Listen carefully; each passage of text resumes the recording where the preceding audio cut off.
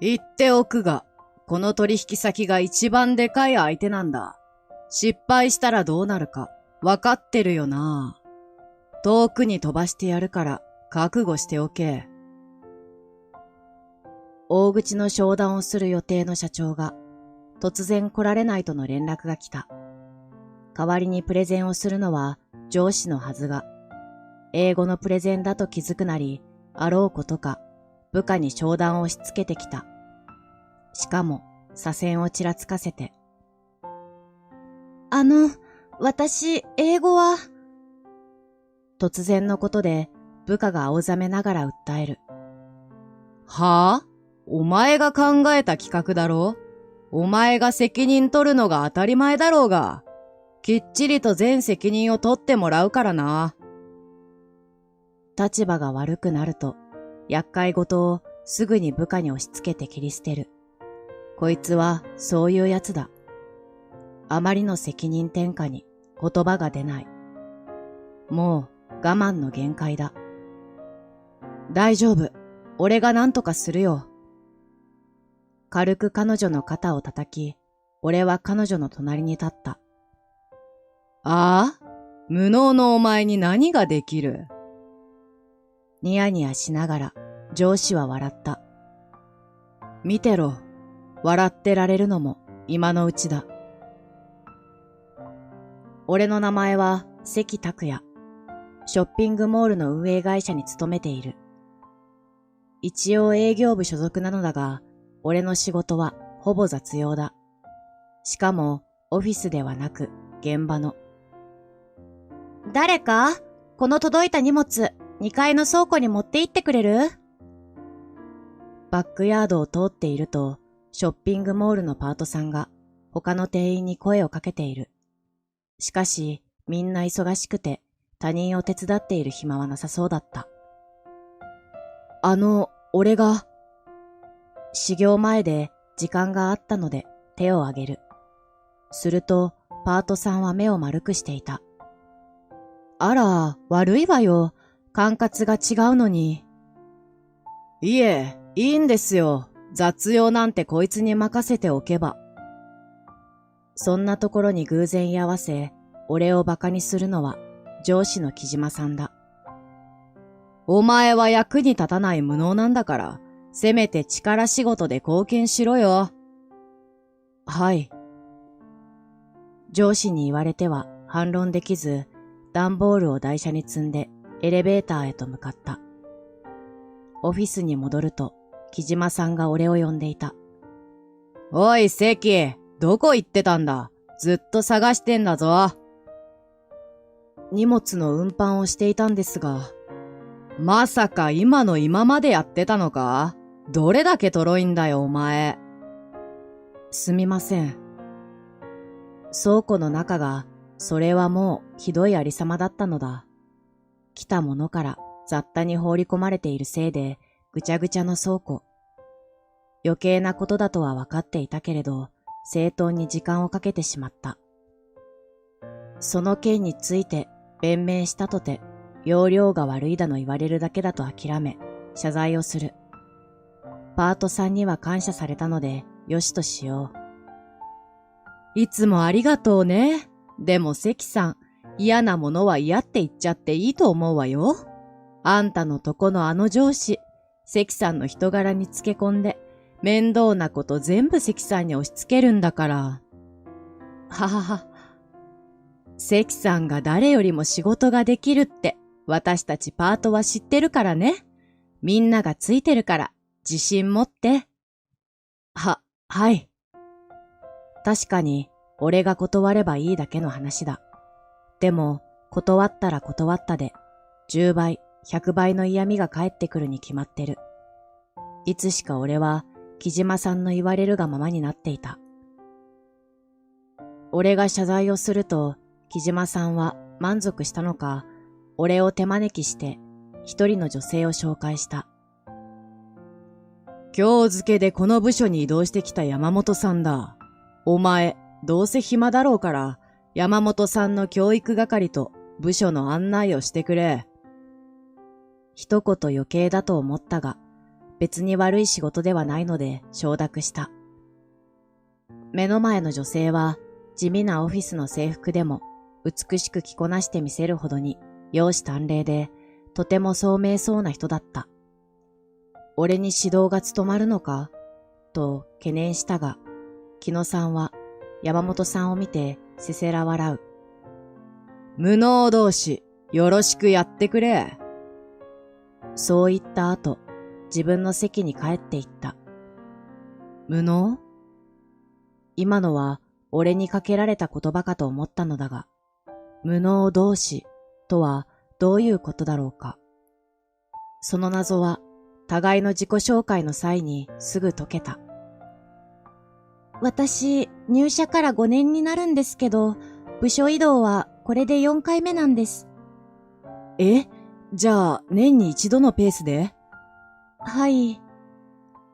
彼女曰く、仕事ができないせいで、あらゆる部署をたらい回しにされているそうだ。最初は本社勤めという契約だったのが、いよいよ店舗移動となったらしい。そんなことをしていたら、育つ人間も育たないだろうに。上の人間が考えていることはわからない。本当は無能だなんて言われたくないんですけれど、仕方ないですよね。仕事ができないのは事実なんですから。仕方なくなんかない。君を雇ったのは会社なんだから、会社が責任を持って成長する環境を置いてくれないと、それができない会社側にも上司も悪いよ。しかし、そう簡単に上は非を認めないだろう。それに、実際に山本さんの業務の様子を見ていない俺が偉そうなことは言えない。とりあえず、店舗の案内や俺の部署の説明をし、徐々に仕事に慣れてもらうことにした。数日間、山本さんを見ていて、彼女が見下されたり、他部署に追いやられるのは、彼女の自信のなさから来るものではないかと考えた。向上心はあるのに、それでも本当に自分にできるのか、と、どこかで尻込みしてしまっているのだ。だから、意見もアイデアも、中途半端なものになっている。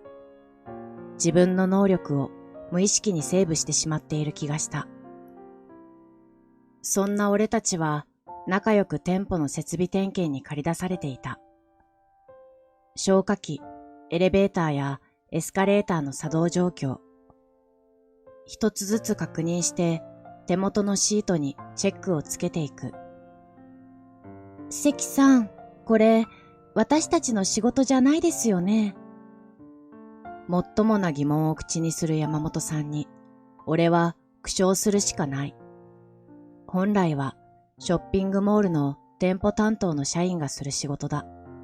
しかし、人口の多い都市の住宅街にあるこのショッピングモールは、連日大にぎわい。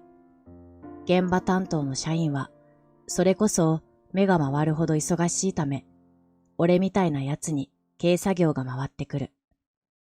というか、木野さんが店舗担当に良い顔をするために仕事を引き取り、俺たちに回しているのだが、山本さんのモチベーションを下げさせないためにも、あえて黙っておく。そうなんだけどね。まあ、管轄は違えど、これも大事な仕事だから、それに、見て。俺は3人の家族が仲良く手をつないで歩いている姿に目を向けた。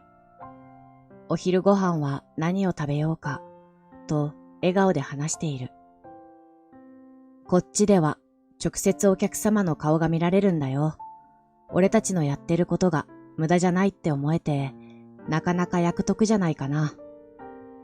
確かに、オフィスにこもっていては見られない光景ですね。山本さんはあちこちに目を向ける。二人で服を選んでいる女性。ゲームセンターで遊ぶカップル。おもちゃ屋の前で目を輝かせている子供たち。私、やっぱり仕事を頑張って、たくさんの人を笑顔にするお手伝いがしたいです。チェックシートを渡された時とは異なり、表情が生き生きとしている。その意欲を自信につながらせてあげたい。俺の願いはチャンスとなって現れた。新しいプロジェクトの立ち上げメンバーに、俺と山本さんも組み入れられたのだ。成功すれば売上が100億円なんて言われている超大規模な企画。達成すれば間違いなく山本さんは自信が持てるようになると確信した。たった一つ懸念事項があるとすれば。いいか、俺が関わったからには、このプロジェクトは成功したと言っても過言ではない。ただし、もしも足を引っ張ったりして失敗なんてことになったら、お前たち全員左遷してやるからな。覚悟しておけよ。このプロジェクトのリーダーが木野さんだということだ。最初の顔合わせでこんなことを言われれば萎縮してしまうに決まっている。脅しても意味がないことに気づいていないのだろうか。関さん、私たち大丈夫でしょうか？特に誰かさんたちは邪魔するんじゃないぞと俺たちを睨みながら言っていた。完全に怯えてしまった山本さんは泣きそうな目でこちらを見る。大丈夫。あの言葉も何かあった時に責任をなすりつけたいだけで保身のためだよ。それはそれで大丈夫ではないと思うんですが。まあまあ、木野さんのプレッシャーで仕事の効率を下げたくないし、あまり本気に捉えないようにしよう。俺たちはやるべきことをやればいいから。はい。力ない返事だが、木野さんのせいで彼女の成長が妨げられては困る。俺は極力木野さんに関わらせないようにしながら、山本さんと仕事を進めた。プロジェクトの概要としては、全国にあるすべての店舗で同時にイベントを行う。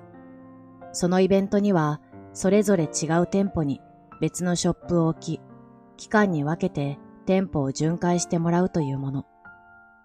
実際に置く店の精査や取引、企画の詳細を俺たちが形にしていくのだそうだ。その企画がなぜ店舗の営業部に回ってきたのかと思ったが、なんてことない。うちの店舗が売り上げにおいて全国でダントツの1位なのだ。山本さんがここに配属された理由も、もっと現場で経験を積んでほしいからかもしれないね、と言ってはみたが。要するに、左遷ですよね。と、暗い顔をしていた。彼女は言葉より実際に刺激になるものを見聞きする方がいい。ごまかしのフォローじゃ心に響かないんだ。山本さん、まず俺たちの仕事は企画の立案です。他のショッピングモールに行って調査したりするのはどうですか？え？調査？はい、出張費は出ますよ。他店にもライバル店にも足を向けましょう。きっと良い案が思いつきます。いつが都合いいですか？俺、車も出せますよ。ひとまず近くのショッピングモールをリストアップしていると、山本さんはクスクスと笑った。ごめんなさい、笑ったりなんかして、なんだかデートみたいだなって思っちゃって。確かに客観的に考えるとデートに浮かれているようにしか見えない。ごめん、そういうつもりじゃ。わかってますよ。でも楽しくなってきました。私も行きたい場所を探してみます。とことん調査しましょう。ところで、どうしたの？関さんのご意見っていつも的を得ているというか、納得がいくというか、お話の仕方とかお考えとか、いつもすごいなって思ってるんです。どうして関さんへの評価が低いのか、私わからなくて。そう？そんな嬉しいこと言ってくれるのは山本さんくらいだよ。俺は曖昧に話を流し、仕事の続きを促した。それからの俺たちは調査に明け暮れた。休みの日にも車を出し、様々なショッピングモールを訪れる。同じ店でも土地ごとに特色が出ていたり、ターゲットを絞ったテナントを揃えていたり、様々な所見が得られた。正直、俺一人であれば、言われたことしかこなさず、いつも通り雑用だけ引き受けて終わっていただろう。だが、今回は山本さんのために動いていた。どうすれば彼女のためになるか、そればかりを考えていた。1ヶ月ほどかけて調査とデータまとめを交互に行い、企画案を作る。俺は主に根拠となる数字を出し、山本さんは企画書を作っていた。その段階で、俺は彼女の才能を知ることができた。山本さん、この企画書案。わかりにくいところがありましたか？それともレイアウトが変だったり。いや、すごくわかりやすいよ。一人でこんなに完璧な資料が作れるなんて。そう、山本さんの企画書は本当にわかりやすかった。俺たちがどんな調査をして何を考え企画に落とし込んだか。それぞれのショッピングモールの違い、それゆえの強みやこのショッピングモールにないものと求められているもの。必要最小限の資料で簡潔なだけでなく興味を惹かれる内容。こんなにも完成度の高い企画書は初めて見た。以前の部署で誰かに教わったりした？いえ、企画書を作らせてもらえる機会はなかったので、だから気合を入れて頑張りました。彼女の資料は論理立てて作られており、それはきっと実際に目で見て、聞いて、感じたからこその強い根拠を伴っている。きっと山本さんは感受性が高い。だからこそ少しの非難で萎縮する反面、他人の気持ちも考えられるんだろう。本当に素晴らしいよ。修正なんてほとんどいらないと思う。関さんにそうおっしゃっていただけたのなら、とても嬉しいです。俺たちは企画書案を固め、チーム内で発表した。ここのショッピングモールのイベントスペースは他店よりも広いこと。また、ベンチで休憩している人の人数が予想よりも多いことに着目した。具体的な企画案は、イベントスペースを使い、店舗ごとに入れ替わりで簡単なショーを行うことだった。たくさん椅子を並べ、休憩がてら観覧してもらうのだ。お笑い芸人やミュージシャンなどを呼び、全国の店舗で週替わりで公演してもらう。演者からしてみれば、全国公演と同じだ。確実に投資額は大きなものになるが、収益も見込める。これまでショッピングモールに訪れるお客様を観察し、ニーズを調査して声をかけたい演者たちのリストも作った。ほとんどが山本さんの案で、患者の発想力や観察力にはただただ驚かされた。彼女は今まで才能を披露する場がなかっただけなのだ。会議での彼女の案は好感触で、社長へ提出する企画案の一つとして選出された。そして翌日、俺と山本さん、そして木野さんが本社の社長のもとへ呼び出された。営業会議で君たちの案を進めることが決まったよ。素晴らしい企画書をありがとう。これから詳細や取引を詰めていくが、まずは報告をと思ってね。まさかすぐに結果が出るとは信じられず、言葉が出ない俺と山本さん。その隙に、木野さんが一歩前に出た。お褒めの言葉をいただきありがとうございます。二人の企画の方向性について何度もディスカッションを繰り返した回がありました。嘘ばっかり。木野さんは俺たちの企画なんて気にも留めなかったどころか、相変わらず雑用ばかり押し付けていた。俺と山本さんをプロジェクトに入れたのだって仕事が忙しくなった時にいろいろと押し付けるためなのが理由だ。本人が嫌味と共に言ってきたのだから間違いない。しかし、この空気に水を差すこともできず、上機嫌な木野さんと社長の話を横目で見ていることしかできなかった。山本さんの企画は順調に進み、今日は取引先候補の一つである海外のゲーム会社との商談だ。日本でも大人気のゲームシリーズを制作しており、開発者にトークショーを開いてもらうという企画。オンラインでの商談は基本的には社長が説明を行うことになっている。俺たちも店舗のオフィスから参加しているが、詳細な説明を求められた場合の補足要員である。商談が成立しないまでも、興味を持ってもらえたり、前向きに検討する回答が得られれば、今回はクリアと言えよう。商談の10分前になり、先にトークルームに入室しようと準備をしていると、木野さんの電話が鳴った。はい、木野です。え？そんな、冗談ですよね。みるみる顔色が悪くなる木野さん。いや、そんな、わかりました。こっちでなんとか、はい。電話を切った木野さんは苦い顔をしている。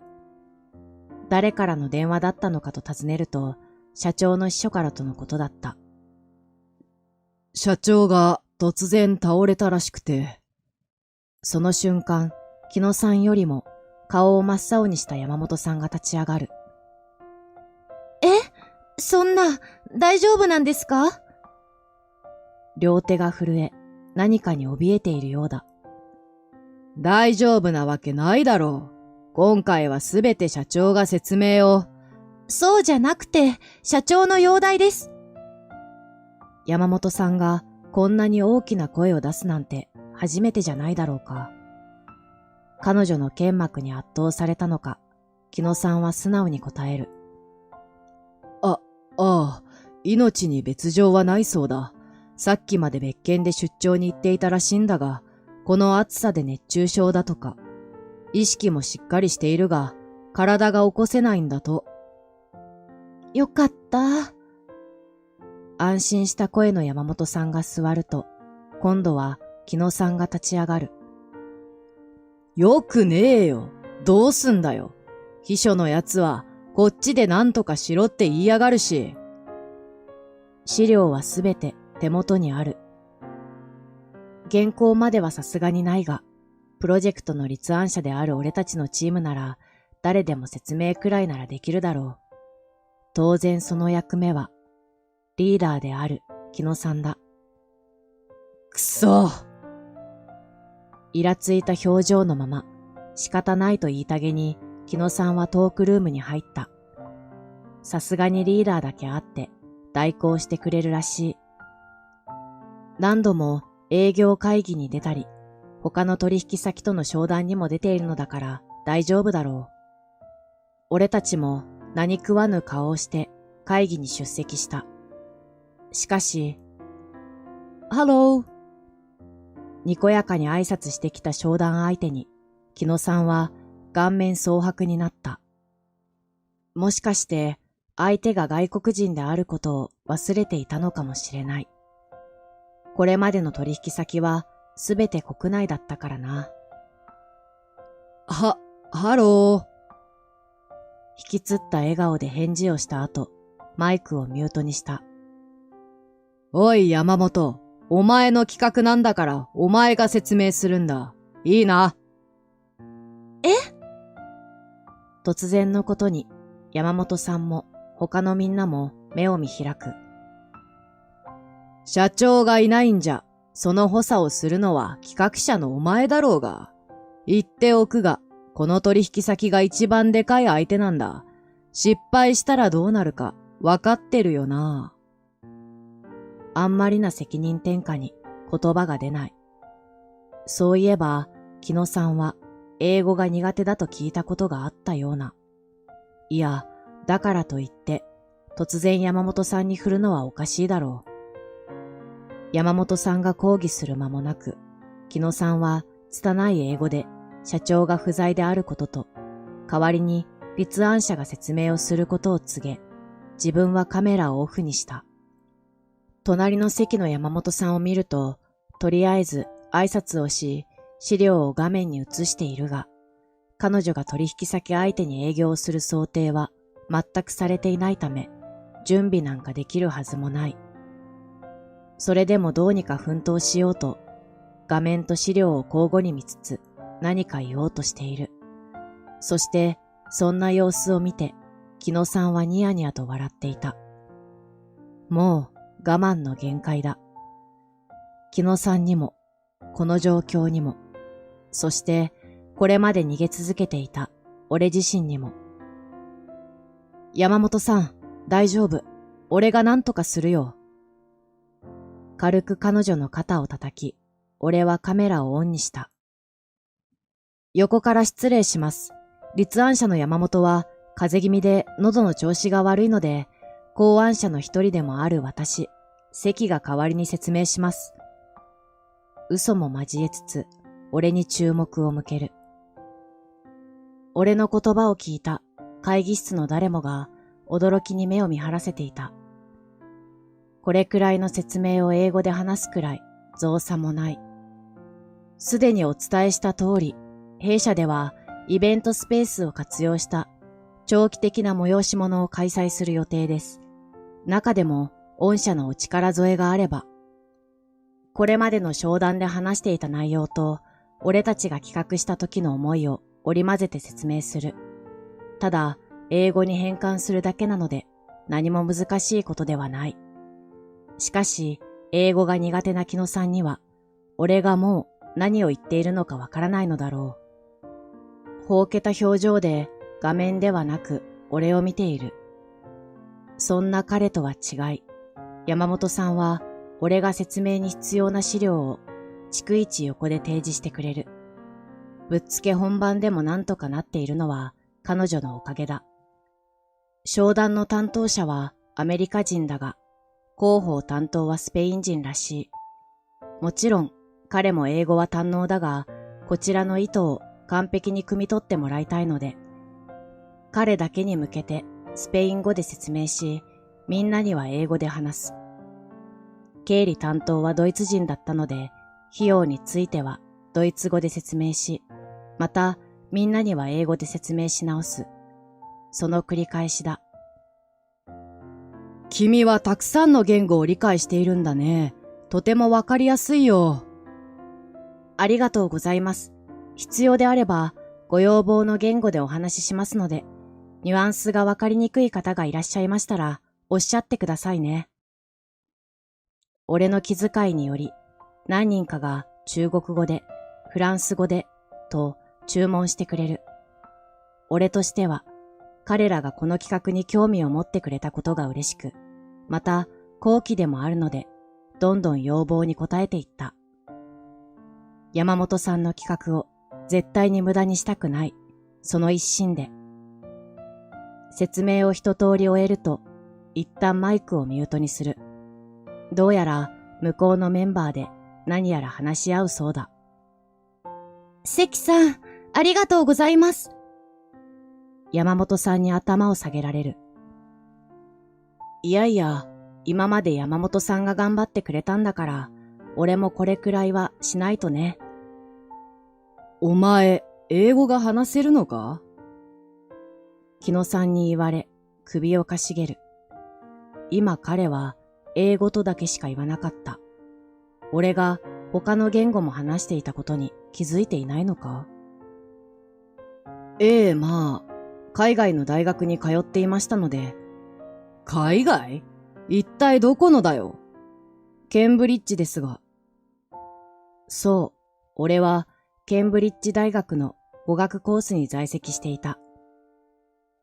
英語は当然だが、様々な言語、今は使われていないものまで、その歴史や時代背景を含めながら学んでいた。しかし、そのことが俺を後々苦しめた。優秀な大学を出ているならば、それなりの能力があるとプレッシャーをかけられる。ケンブリッジなんだからこれぐらいできるよな。ケンブリッジって言っても大したことないんだな。こんな風に俺の評価は大学名が先行するようになってしまったのだ。それからの俺は何をやるにもプレッシャーを感じるようになった。もし失敗したら、またケンブリッジなのにと言われてしまうのだろうか。そしてある時からケンブリッジの名を出すことを一切やめた。普通の人、いや、それ以下の出来損ないな奴と思われていれば、過度な期待をされなくて済む。そういった結論にたどり着き、わざわざ大学を隠していた。幻滅されることを恐れ、自分から逃げていた。しかし、今この力は、山本さんの、そして会社に役立てたのだ。すっとんきょうな声を出す木野さんは、やはり俺の学歴を知らなかったらしい。ケンブリッジ？聞いてないぞ。無能のくせに嘘ついてんじゃ。その無能にプレゼンを助けてもらったのはどこの誰ですか？もう木野さんには思ったことを直接言えるようになっていた。これまでは上司だからと我慢をしていた。しかし自分ができないことを部下になすりつける態度を見て尊敬の心を失っていた。なんだと？やあ、待たせたね。木野さんが険しい顔になり、何か言おうとしたが、パソコン越しに聞こえる担当者の声のおかげで黙ってくれた。席の説明、すごく良かったよ。スケジュールも金額も無理はないし、何より、我々のゲームを楽しんでくれる日本人に会ってみたいと思ってね。ぜひ話を進めさせてほしい。ありがとうございます。このまま話を進めていいかい？君が営業部長なのかな？あ、いえ、営業の話はまた社長や担当者からさせていただいてもよいでしょうか。僕は平社員で権限がないので。なんだと？君のような人が平社員？冗談じゃないのか？どうやらお世辞ではなく本気で驚いてくれるらしい。それじゃあどうして平社員の君が説明を？リーダーはいないのかね？俺は一瞬木野さんを見た。相変わらず話についていけないのか反応がない。先ほどの木野という男がリーダーです。彼は英語が話せないので、部下にこの説明をしつけ、責任逃れをしようとしました。名前を呼ばれたことに気づいた木野さんは、自分の話になっていることが分かったのか、姿勢を正す。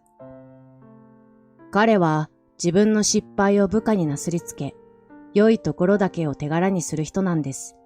その様子が見ていられなくて、僭越ながら平社員である僕が皆さんに説明をしました。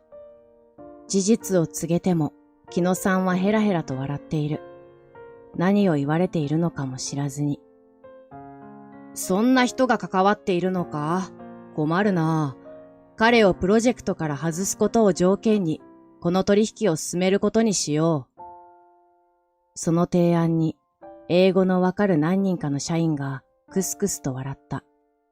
相変わらず木野さんは何が起こっているのかわからないみたいだ。わかりました。上の人間に伝えておきます。返事は後日でよろしいでしょうか？ああ。ところで、君のようにたくさんの人とコミュニケーションが取れる人間、そうそういないよ。こんなところで話すのも良くないが、ぜひ我が社で働かないか？給料は君の希望で通そうじゃないか。え？あ、それは。これはリップサービスじゃないよ。君さえ良ければ一緒に働いてほしい。ありがたい申し出ではあるが、さすがに心の準備ができていない。考える時間も欲しい。ありがとうございます。少し考えさせてください。そんなやりとりの後、ようやく商談は終了した。おい関、話はどうなったんだ？それにさっきの失礼な態度。私社長の様子を見に行ってもいいですか？木野さんを遮り、山本さんは帰り支度をする。却下されようとも、今すぐに会議室を飛び出しそうだった。相当社長のことが心配なのだろう。山本さん、俺が車を出すよ。木野さん、とりあえず、先方は前向きに検討してくださるそうです。詳細は、議事録にて報告しますので。何か言っている木野さんを置いて、俺たちは会議室を飛び出した。なぜか山本さんは、病院の場所も病室も知っていた。早足で病院の廊下を歩いていると、目的地から聞き慣れた声がする。木野さんだ。まさかタクシーか何かで先回りしていたのか。というわけで、商談は良い方向に向かっています。ただ、一つ残念なことは、社長の代わりに自分が説明しようとしたのですが、部下の関という男が出しゃばってしまいましてね、勝手にプレゼンをしてしまったんですよ。耳を疑うようなでっち上げだ。よくもまあそんな嘘が言えるな、と呆れながら入室した。失礼いたします。ああ、二人とも来てくれたのかい。すまないね。苦労をかけさせてしまって。大丈夫ですよ。それよりお体の具合は。すっかり良くなったよ。点滴も終わったし。少々大げさな部屋を用意されたがね。明日には退院するから心配いらないよ。よかった。近くの椅子に力なく腰掛ける山本さん。安心して腰が抜けたのだろう。そういえば、先ほど木野くんから商談の報告を聞いたのだが。木野さんは勝ち誇ったように俺たちを見下ろす。俺たちが否定しても自分の方が信用されていると思ったのだろう。どこまでが嘘なのかね。突き刺すような質問にその場が凍りついた。木野さんは恐る恐る社長の方を振り返る。社長、嘘と言いますのは、君がそんな土壇場で気を利かせられる行動が取れるとは思わなくてね。どうなんだい、山本さん。社長が椅子に座る山本さんに視線を送る。山本さんは立ち上がって木野さんの隣に立った。商談がおおむね成功したのは本当です。ですが、説明したのはすべて関さんです。会議の状況は録画に残していますので、ご確認ください。いや、山本、お前何を言って。木野くん、今の話は本当かね。まあ、これまでの君の行動を聞いていれば、疑う余地もないか。これまでの？君の言動や態度は、逐一彼女から報告を受けていたよ。意味がわかっていない木野さん。一方の俺は、あることに気がついてしまった。社長の名字は山本だ。山本社長、まさか。俺の言葉で木野さんも察したらしい。そんな、とつぶやいている。私の娘に毎日結構な暴言を吐いてくれていたそうじゃないか。娘だと？確かに、マキは世間知らずで引っ込み思案で、社会人として、私としても不安だったよ。様々な場所に移動させられるのも、この子にとっては経験の一つと捉えていた。しかし、無能だとか、雑用ばかり押し付けるような上司がいるとは思いもしなかったよ。近々処分を下そうとは思っていたのだが、ちょうど良い機会だ。君は降格処分としようかな。待ってください。何かの間違いです。間違いなわけあるか。マキにはボイスレコーダーも持たせていた。君の様子はすべて把握済みだよ。みんなの前で通達しないだけありがたいと思ってくれ。くそ、なんだよ、俺をはめやがって。拳を握りしめた木野さんは怒鳴ったが、その声に看護師さんや警備員が集まってきてしまった。木野さんはどうすることもできなくなり、逃げるようにして病室から走り去っていった。関くん、この度は本当にありがとう。いや、今回だけじゃない。マキを成長させる機会をくれたこと、本当に感謝しているよ。前までのマキは、ずっと自分に自信がなくてね。だけど、君との仕事の話をしているときは、とても楽しそうなんだ。ちょっとお父さん。恥ずかしいからやめてという山本さんと社長は、ただの仲睦まじい親子だった。俺は二人の様子をニコニコと眺めていた。病院からの帰り道、山本さんは申し訳なさそうに頭を下げる。父のこと黙っていてすみませんでした。謝ることじゃないよ。俺も秘密にしていたことがあったんだし。もしかして山本さんが社長の娘だと黙っていたのは、俺と同じ理由かもしれないとふと思った。山本さんがそのことを言わなかったのはプレッシャーのせい？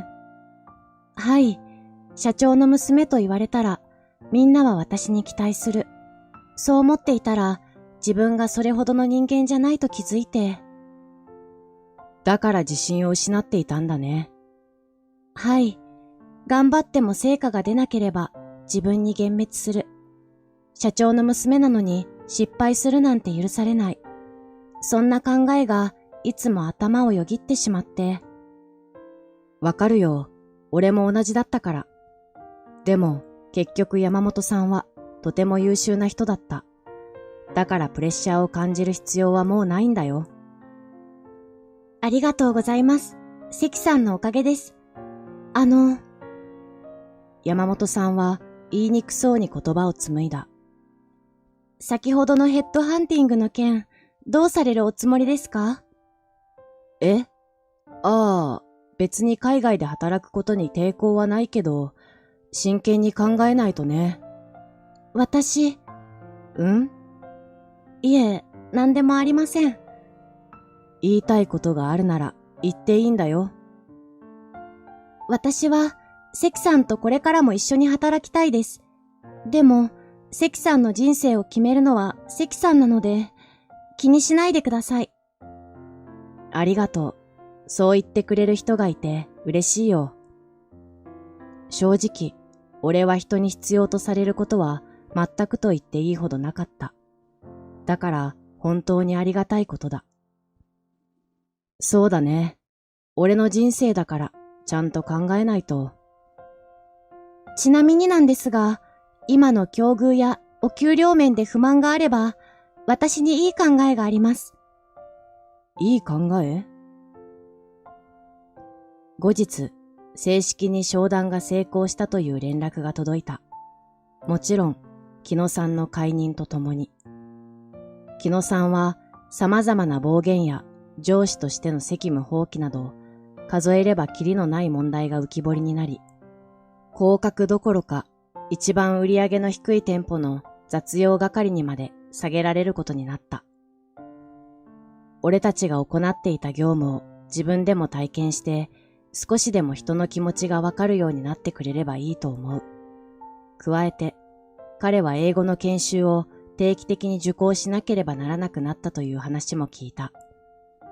語学ができて損はないので、ぜひとも頑張ってもらいたい。そして俺は、木野さんの後任としてプロジェクトリーダーに昇進した。山本さんの言っていたいい考えとはこのことだ。メンバーのみんなもあの説明を聞いて誰も異論を唱えなかった。それどころか俺の行動を称え、これまでの態度を悔やんでくれたのだ。それは山本さんも同じで、みんなが何もできないでいた中、的確にサポートしている姿を誰もが尊敬していた。今では俺がリーダー、山本さんがサブリーダーという形でプロジェクトを動かしている。そういうわけでヘッドハンティングは断ったのだが、先方とは今も良好な関係を築き、仕事を続けられている。そして山本さんは自身が社長の娘であることを公言した。同時に特別扱いはしないでほしいことと、プレッシャーに耐えられるように頑張りたいと意気込みを伝えていた。そんな俺たちはいつの間にか周囲からお似合いのカップルだともてはやされるようになっていた。一緒にいるとよく冷やかされる。まあ、カップルであることは嘘ではないので別にいいのだが、さすがに恥ずかしいので会議前くらいはやめてほしい。俺たちは同じ境遇であり、苦難を共に乗り越えるうちに絆が芽生えていたのだ。公私ともにパートナーになってくれた山本さんには本当に感謝している。社長は時々店舗に訪れては俺に、最近のマキは関くんの話ばっかりでね。と告げ口をし、それを見つけた山本さんが怒るというやりとりが名物になっていた。自分の力を周囲の目を気にせず発揮できる環境は大事だと彼女といるうちに思うようになった。過度に期待されることは確かに怖いが、せっかく得た能力が使えないなんてもったいないし、寂しい。それに力を使えば使うほど成長できることも学んだ。もしも怖いなら、むしろ能力を発揮して力を磨けばいいのだ。俺は一緒に働く人たちに必ずそう伝えるようにしている。そうして誰もが自分らしくいられるような職場を築いていきたい。違うんです。臼井さんは微笑んで小さく首を振った。お礼を言いたいのは気づかせてくださったことにです。気づかせた？はい。私自身にレッテルを貼っていたことに、八木沢さんは気づかせてくださいました。高卒だから。運よく派遣から正社員になれただけだから。そんな風に自分で自分にレッテルを貼って可能性を否定してしまっていた。そのことに俺の言葉で気づいたのだと。静かに語りながら、臼井さんの目はどんどん潤んでいく。周りにできると信じてもらいたければ、まず自分が信じてあげないと、あるかもしれない自分の可能性を。合っていますか、八木沢さん。にっこりと満面の笑顔を浮かべて、目元の涙を抑える。その表情には、出会った時には見られなかった自信と強さが浮かんでいた。あ、その通りだよ、臼井さん。その姿に、俺は胸が熱くなり、声を詰まらせた。まるで、我が子の成長を目の当たりにしたような、誇らしさと感動がこみ上げてきたせいだ。我が子ね。俺たち5つしか年が違わないんだけどな。八木沢さん？苦笑しながら、俺は座っていた椅子を立ち上がった。そろそろ休憩しようか。コーヒーでも買ってくるよ。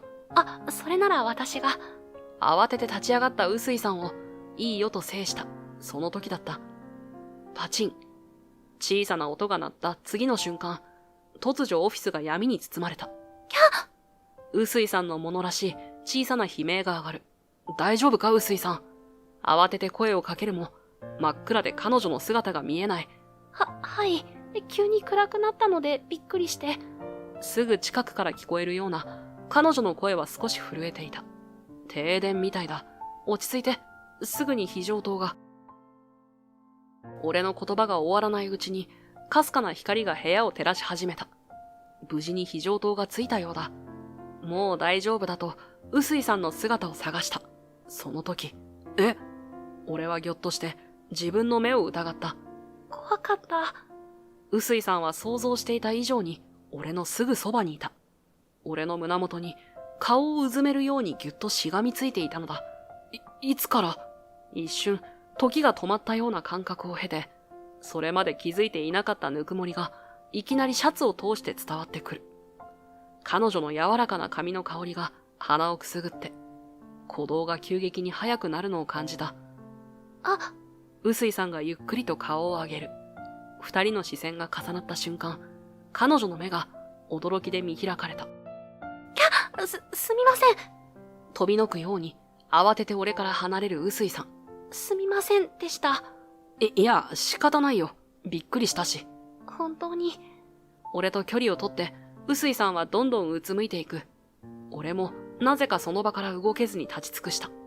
停電が終わり、非常灯が LED ライトに切り替わっても、あ、データは大丈夫？すぐ確認します。俺の声で、はっと我に返って、臼井さんが PC に駆け寄る。それから、ほっと安堵の表情を浮かべた。こまめにバックアップを取っていたので大丈夫みたいです。そうか、よかった。はい、八木沢さんと一緒でよかったです。どこか、はにかむように笑う臼井さん。その方は、ほんのり赤く染まっていた。俺の胸元にも、なぜか数分前のぬくもりが蘇ってきて、再び心臓がうるさく音を立てるのだった。そして時は流れ、いよいよ新モデルのプレゼンテーション当日。開始時刻まで約15分に迫り、ソニックテック電機の大ホールには、すでに世界中から大勢のクライアントや業界関係者、メディアなどが詰めかけている。そんな中、舞台袖の俺は一人焦っていた。どうして？八木沢くん、連絡を入れてくれ。一体どうしたのかと。はい。部長の言葉で、俺はポケットからスマホを取り出す。そして、ある人物に連絡を入れた。もしもし、臼井さん。何かあったの？焦る気持ちを抑えて、なるべく穏やかな声で問いかける。すると彼女の返事は、想像していたものとは違っていた。八木沢さん？どうかしましたか？いつもと同じ、静かな臼井さんの声が、電話口から耳に届いた。まるで、こちらの状況を想像もしていないかのような。俺は気持ちを抑えきれなくなり、思わず大声で答えた。臼井さん、君は今どこにいるんだ？どこって、今はタクシーで会場に向かっているところですが。思わず自分の耳を疑い、俺は言葉を失った。いつまでも現れない臼井さんを、俺は会場である大ホールでずっと待っていたのだ。会場で準備してきますと言ってオフィスを出たきり、一向に姿を現さなかった彼女。けれど、彼女自身も今、会場に向かっているというではないか。今日の会場は、うちの大ホールだったよね。はい。ですが、今朝いきなり電気系統のトラブルで使用できなくなって、急遽別の会場を用意したので、そちらへ向かうようにと。なんだって？俺は、あまりのことに血の気が引いていくのを感じた。俺が上げた大声に、周囲の社員たちも驚いて振り向く。どういうことだ？一体そんな連絡を誰に受けたんだ？総務部の方からです。どうかしたんですか？八木沢さん。俺の焦りが電話越しに伝わったのだろう。ここでようやく、臼井さんの声が不安げに揺らいだ。臼井さん、落ち着いて聞いてほしい。その連絡は、全くの間違いだ。大ホールは問題なく使えるし、みんな臼井さんが来るのを待っているんだよ。言葉を失う気配と、しばらくの沈黙。臼井さんと何度か呼びかけると、今にも泣きそうに震える声が、俺の胸に突き刺さった。そんな、どうして、落ち着いて、臼井さん。そこから、開始時刻までに戻って来られる？開始時刻、慌てて資料をめくるような音に、バサッと足元に落とすような音。彼女のパニックがありありと伝わってきて、俺の胸はさらに痛んだ。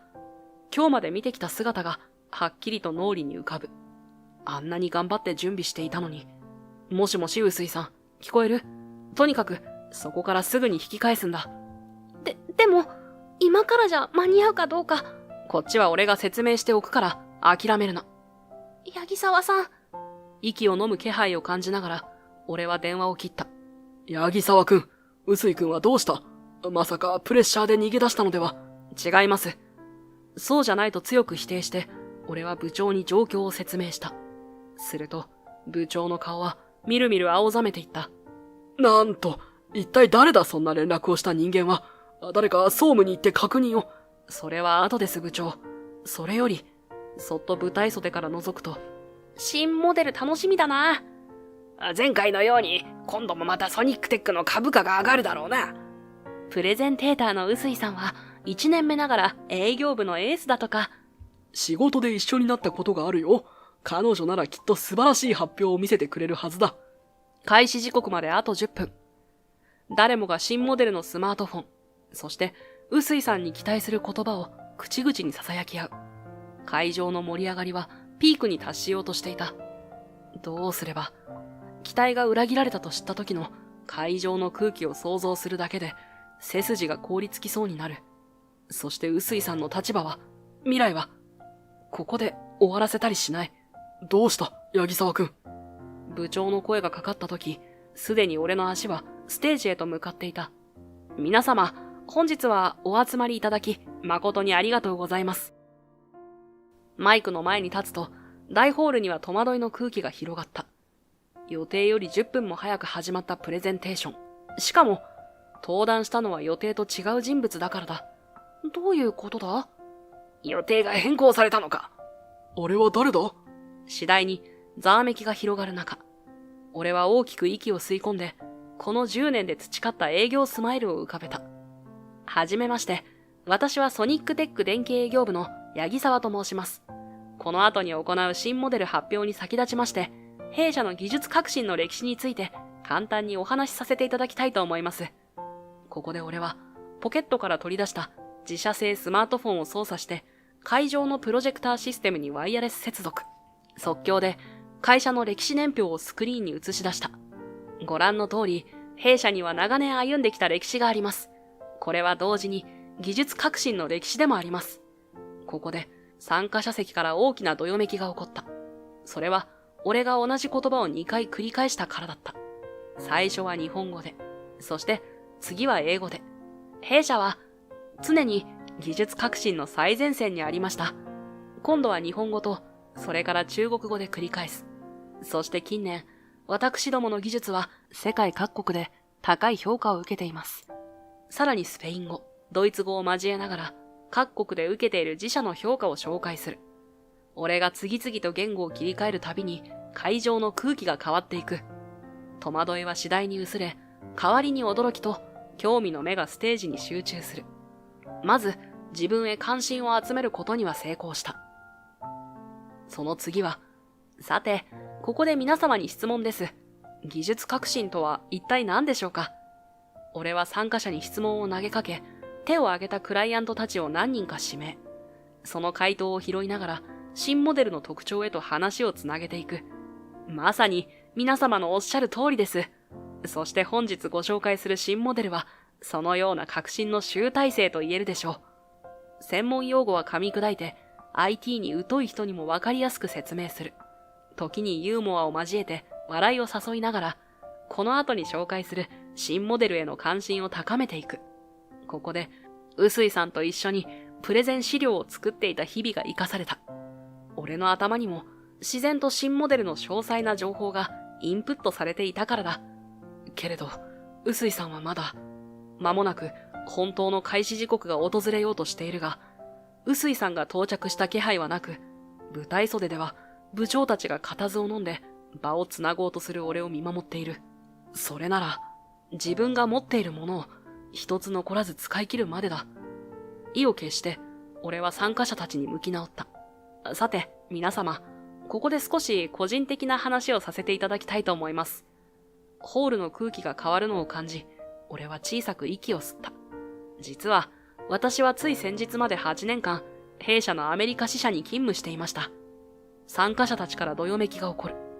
私が海外に赴任することになったのは、ある大きな出来事がきっかけでした。俺は当時を思い出しながら語り始めた。入社して2年目、アメリカ市場開拓のための特別プロジェクトが立ち上がったことです。当時の俺は英語が得意なことを買われて、海外クライアントとの取引を任せられていた。そこへ特別プロジェクトが立ち上がり、英語力を活かして現地で指揮を取ってくれないかと、社長直々にアメリカ支社への出向を打診された。正直、もちろん不安もありました。しかし、自分の可能性は自分が信じるという、いつも私が大切にしていた言葉を胸に挑戦を決意しました。最初の1年は、まさに試練の連続だった。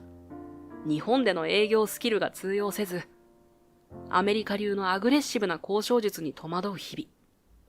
夜遅くまで英語の勉強に励み、それでも会議で意見を言えず、何度も歯がゆい思いをした。文化の違いも大きな壁でした。アメリカンジョークが理解できず、チームの輪に入れない孤独感を感じました。しかし、休日返上で現地のイベントに参加し、少しずつ同僚との距離を縮めていきました。現地の厳しい競争も日本では味わえない試練だった。シリコンバレーの最先端企業たちとの戦いは常に劣勢ばかり。しかし、日本のおもてなしの精神を生かしたきめ細やかなサービスで少しずつ信頼を獲得していった。すると、2年3年と経つうちに徐々に成果が見え始めました。そして5年目、ついに大きな転機が訪れました。シリコンバレーの大手テック企業との大型契約の獲得です。ホールの空気が一気に引き締まる。それを感じながら、俺は契約獲得までの激闘を語った。毎日のように相手企業を訪問し、会社に戻れば深夜まで戦略会議を重ねた。時には本社とのオンライン会議を長時間にわたって行い、提案内容を何度も練り直した。ギリギリまで睡眠時間を削り、体力的にも精神的にも限界を感じながらも、諦めずに粘り強く交渉を続けた。そして、交渉開始から丸1年が経とうとしていた頃、ついに相手企業の CEO から OK の返事をもらった。俺たちはとうとう大型契約の獲得に成功したのだ。この出来事は弊社に大きな影響を与えるものでした。技術提携により我々の製品は飛躍的な進化を遂げたのです。俺は大手テック企業との契約がもたらした成果を説明した。先方が得意とする AI 技術の導入によりユーザーインターフェースが格段に向上。セキュリティ技術の強化で企業向け市場でのシェアが急拡大した。そして、それが本日ご紹介する新モデルの開発にもつながっています。こうして再び話は新モデルの紹介まで戻ってきた。思わぬ話のつながりにあっけに取られたホール内はしんと静まり返る。そして、皆様お待たせいたしました。いよいよ弊社の総力を結集した新モデルのご紹介です。俺が舞台袖を手で示しながら一歩後ろに下がると。登場が遅れて申し訳ありません。プレゼンテーターの臼井です。それでは早速、新製品の詳細なご説明をさせていただきます。颯爽とステージに上がってきた臼井さんは、俺からマイクを受け取ると、微笑みを浮かべながら参加者たちに一礼。するとホールは割れんばかりの拍手喝采に包まれた。ありがとうございました、八木沢さん。退場する俺とすれ違いざま、臼井さんはそっと囁いた。その目は涙で潤んでいた。泣くのはまだ早いよ。これを成功させてからだ。はい。力強くうなずくのを見届けて、俺は舞台袖へ。そして、プレゼンを始めた臼井さんを見守った。それでは、まず最初に。臼井さんは、俺が作り上げた期待感を見事に引き継いでくれた。丁寧かつ、流暢な説明と、新モデルの実物を片手に、巧みなデモンストレーションを行い、どんどん聞く人の心を掴んでいった。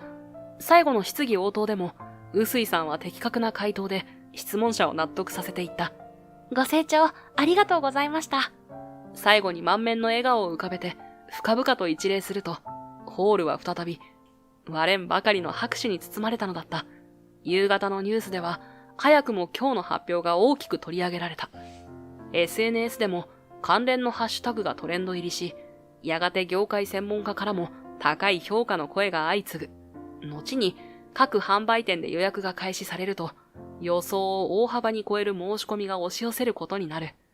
臼井さんのプレゼンは、こうして見事な大成功を収めるのだった。プレゼンから数日が経っても、臼井さんは社内で話題の中心だった。話したことのない他部署の社員からも声をかけられるようになって、少し困っています、と彼女は苦笑しながら教えてくれた。そして俺は、お待たせ。急に呼び出してごめん。何か僕に用ですか？昼休み、野村くんを会議室に呼び出して、そわそわと落ち着かない様子で待っていた彼に、単刀直入に切り出した。4日前、臼井さんがプレゼンをした日のことで、聞きたいことがあるんだ。あからさまに、野村くんの方がギクッとこわばる。なんですか？いきなり、僕は何もしていませんよ。俺は何をしたかとは聞いていないよ。まあまあ、落ち着いて。まず、総務部の田中さんを君は知っているかな？さーっと、野村くんの顔がみるみる青ざめていく。それに構わず、俺は続けた。社内の IP 電話システムに残っていたんだ。田中さんの内線番号で、臼井さんの社員用スマホに発信した記録が。IP 電話システムとは、インターネットを利用して音声通話を行うシステムのことだ。この会社では、社員間のコミュニケーションを円滑にするため、IP 電話システムを導入している。社員は、自分の携帯電話からこのシステムにアクセスし、たとえ社外にいても内線番号を使って電話をかけることが可能だ。誰かが自分のスマホから IP 電話システムにアクセスし、総務部の田中さんの内線番号を使って臼井さんに電話をかけた。受信側の臼井さんの電話には、発信元は田中さんの内線番号として表示される。そのせいで、臼井さんは総務部からの連絡だと信じ込んでしまった。誰かって、信じ込むも何も、それは田中さん本人でしょ？田中さんは当日、急な風邪で休んでいたそうだよ。そして、一呼吸置いて、野村くんの目をじっと見つめると、俺はシステム管理部に頼んで調べてもらった動かぬ証拠を彼に突きつけた。田中さんの内線番号を使って、臼井さんの社員用スマホに発信したのは、君の社員用スマホだ、野村くん。悪用防止のため、会社が社員に支給しているスマホには、それぞれ固有の ID が割り当てられている。この ID を調べると、どの端末が社内システムにアクセスしたかを特定できるのだ。野村さんは、田中さんの声は妙に鼻声だったと言っていた。いつもなら、その違和感に気づいて、他の誰かに会場の変更を確認したかもしれない。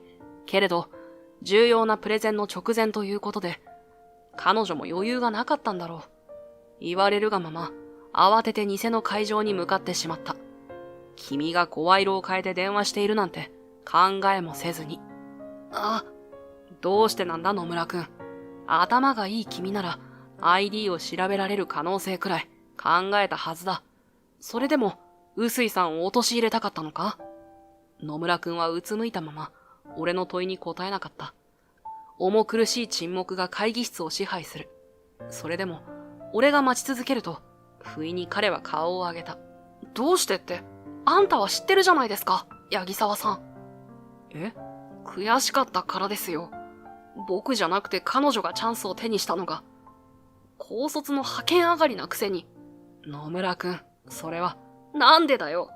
いきなり野村くんは叫んで、近くのテーブルを、ドンと拳で叩いた。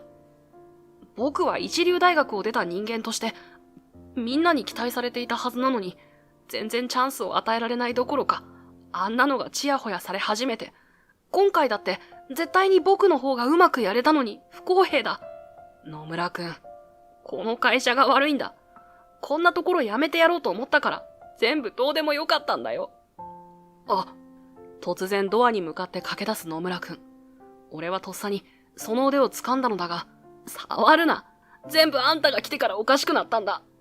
彼は俺の手を振り払い、ドアノブに手をかけた。しかしその瞬間、もうやめなさい野村くん。外からドアが開いて、会議室に入ってきた人物。部長の声が野村くんの足を止めた。いい加減にしなさい。部長、どうして？八木沢くんに呼ばれてあったんだ。私と、それから彼も。部長の後から、もう一人の人物も会議室に入ってくる。それは、厳しい顔をした人事部長だった。野村葵くん、今回発表された新モデルに、我が社がどれだけの期待をかけているか、君は理解しているのか？はい。それを外部へ発表する重要な場を、君は台無しにするところだった。当然、重い処分は覚悟しているだろうな。はい。まさか部長どころか、人事部長にまで話が回っているなんて、と、その表情で語るように、野村くんは愕然として、それからがっくりとうなだれた。そのまま人事部長に別室へと連れて行かれ、その日は就業時間になっても営業部に戻ってくることはなかった。そして翌日、部長の口から同僚たちにも事の顛末が明かされた。総務部の社員を語って、臼井さんに偽の連絡をしたのは野村くんだったことから。会社のシステムを悪用したこと、それに重要なプレゼンを妨害したことで、彼には減給と出勤停止の処分が決定したことまで。よく出勤してこれたな。誰かがボソッとつぶやいた。それを皮切りにあちこちから声が上がる。いつかやると思ってたんだよな。今まで多めに見すぎたんだよ。臼井さんに嫉妬したんでしょ。プライドだけは高いから。ご自慢の学歴もこうなっては助けてくれないな。今まで彼の言動にみんな思うところがあったのだろう。ここぞとばかりに非難の声が飛び交ったが、野村くん自身はうつむくこともなく無言で佇んでいた。そのうつろな目に俺は思い出した。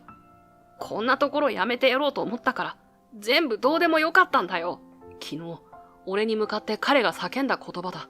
本当にどうでもいいのか、野村くん。ここをやめようと思っているから。すると部長は騒然としたオフィスを咳払いで沈めた。それからもう一つ、八木沢くん、こちらに。はい。部長に呼ばれ、俺は彼の横に立った。八木沢くんはアメリカで多大な功績を上げた。アメリカ支社は彼の尽力によって海外拠点で不動の業績トップを誇るまでに成長した。また彼が市場開拓に成功したおかげで今なお業績を伸ばし続けている。そこで部長に続きを促されて、俺は同僚たちに向き直った。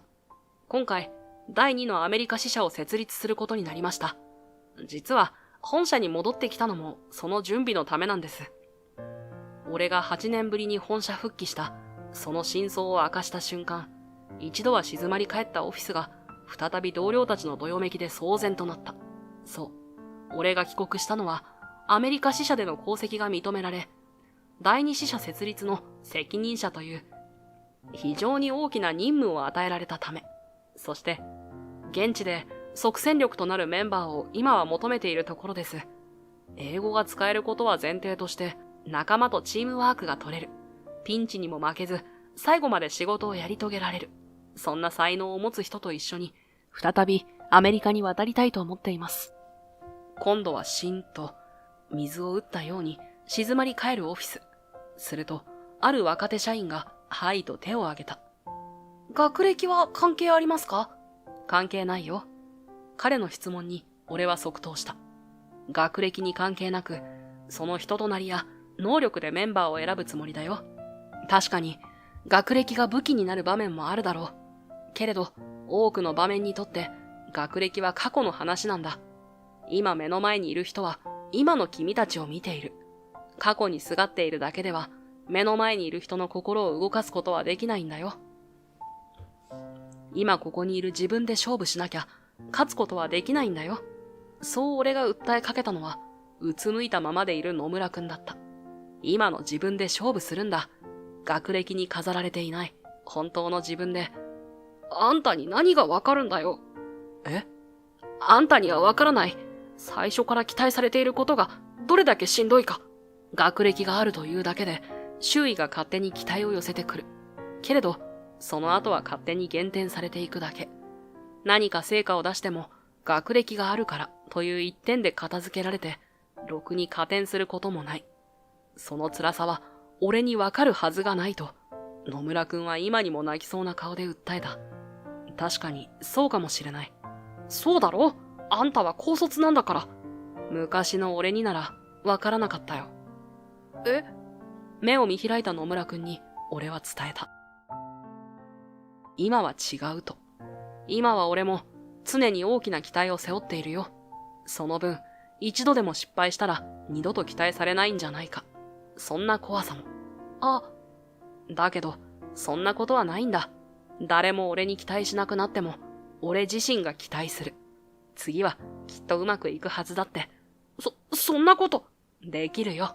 俺は歩き出すと、野村くんの前で立ち止まった。そして、その肩に手を置いて伝える。君にもできるよ。これからだって、君自身に期待して信じることが。信じる？ああ。彼が学歴にこだわるのは、それだけが彼を支えるものだったから。学歴の低い人をターゲットにすることで、彼は自分が持つ学歴に力があることを確かめたかったのだ。けれど、俺は伝えたい。どんな時も変わらず力になってくれるのは自分自身だけ。そして、最後まで自分を信じる心だけだと。失敗しても、失望されてもいいんだ。磨いてきた自分自身と自分を信じる心さえあれば、何度でもやり直せる。やり直すんだ、野村くん。会社を辞めたりするな。見開いた目から不意に大粒の涙がこぼれた。声を震わせて野村くんはつぶやく。できるかな？できますか？僕に。もちろん。今まで見てきた俺が、ここにいるみんなが保証するよ。周りを見渡せば、同僚たちは全員が俺たちのやりとりを見守っていた。先ほどまで憤っていた彼らも、今は穏やかな顔をして野村くんを見つめている。まずは、臼井に謝ることだな。誰かの言葉に周囲にいた同僚たちがうなずく。わかったか、野村。はい。それから、ちゃんと一人で反省しろ。反省したらまた戻ってこい。はい。同僚たちの言葉にうなずくたびに、涙が次々と野村くんの方を伝う。最後は、それを拳でぐっと拭って、すみませんでした、臼井さん。深く、彼は臼井さんに心から頭を下げた。臼井さんは、一度だけ俺をじっと見つめて、その顔に優しい微笑みを浮かべた。私も自分を信じ始めたばかりだから、一緒にまた頑張ろうね、野村くん。はい。ひときわ大きな声で野村くんが返事をすると、どこからか拍手が起こって、やがてオフィス全体を包み込んだ。温かい拍手の中で、俺と臼井さんは目を合わせて微笑み合ったのだった。それから数日後のことだった。昼休みになると、臼井さんは俺のデスクに近づいてきた。八木沢さん？彼女は少しためらうように、うつむきがちに切り出した。お願いがあって、もしよければ、八木沢さんが使っていた参考書を貸していただけませんか？参考書？実は、英語の勉強をしたいと思って。その言葉に、俺は驚きつつも納得した。もしかして臼井さん、アメリカ行きのメンバーに立候補してくれるの？いえ、そんな、私なんてとても無理です。最初からそう決めつけるのはもったいないよ。今は自分を信じてるんだよね。ですけど。だんだんうつむいていく臼井さんに、俺は笑顔を浮かべてうなずく。参考書だね。もちろんいいよ。ちょっと待ってて。俺は通勤バッグからあるものを取り出した。すっかり表紙は擦り切れて、もはやタイトルも読めるかどうか。角もすっかり擦り切れて丸まり、ページの至るところに付箋が挟んである、古くてボロボロな英語の参考書だった。見た目はひどいけど、案外中身は無事なんだ。参考書は数えきれないほど買ったけど、これが一番わかりやすくて、こんなものでよかったら、臼井さんに差し出すと、彼女は目を丸くした。さすがにひどすぎたか。ごめん。でも今は絶版になっていて。いいえ。臼井さんは参考書に釘付けになったまま、ゆっくりと首を振った。そして、かすかに震える声でつぶやく。たくさん読まれたんですね。そうなんだ。大事なものなんですか？今も持ち歩くくらい。うん。俺は少し照れくさくなって、頭をかきながら言葉を続けた。20歳になりたての時、一年発起したはいいものの、英語の勉強が全然うまくいかなくて、この参考書を何度も何度も読んで、それでもダメで、あの頃の俺にはいつも通っていたカフェがあった。不良上がりで、見た目もまだ不良時代が抜けていなかった俺を、嫌な顔をせず受け入れてくれた貴重な場所。けれど俺は、くそ、どうせダメなのかよ、俺なんか。あろうことか、そのカフェの床に参考書を叩きつけて、苛立ちのままその場を後にしたのだ。でも次の日になったら、なんとなく罰が悪くて、謝ろうと思ってそのカフェに行ったんだ。そうしたら、カフェでは、俺が捨てた参考書を拾ってくれていた。そして、俺を出迎えてくれたのは、高校生くらいの若い女性店員で、彼女は俺に参考書を差し出して、頑張ってくださいって、にっこり笑って言ってくれたんだ。あの一言に勇気づけられて、もう一度頑張ってみようと思えた。そうしたら不思議なことに、面白いほどスラスラ英語を覚えられるようになって、あの子には本当に感謝してるよ。ここまで話し終えて、俺が顔を上げると、なんと、臼井さんの目には涙が浮かんでいた。八木沢さん。その声は、先ほどよりもさらに震えている。そして、その店員、私です。え？俺が言葉を失うような告白をして、とうとう涙を溢れさせたのだった。家にお金がなかったので、高校に入ってすぐバイトを始めたのがそのカフェでした。覚えています。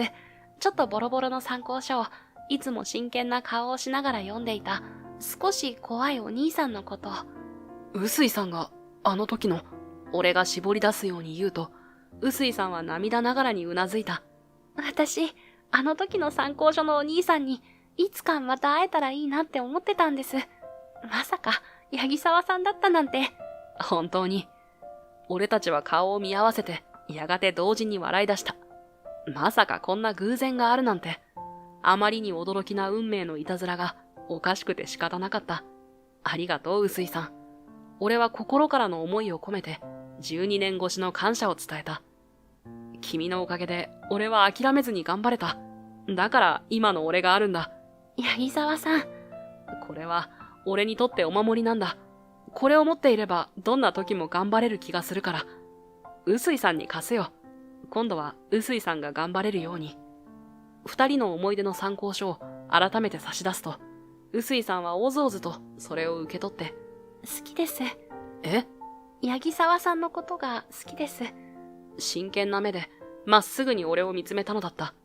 アメリカに行ってしまう前に、どうしても伝えたくて、これお借りします。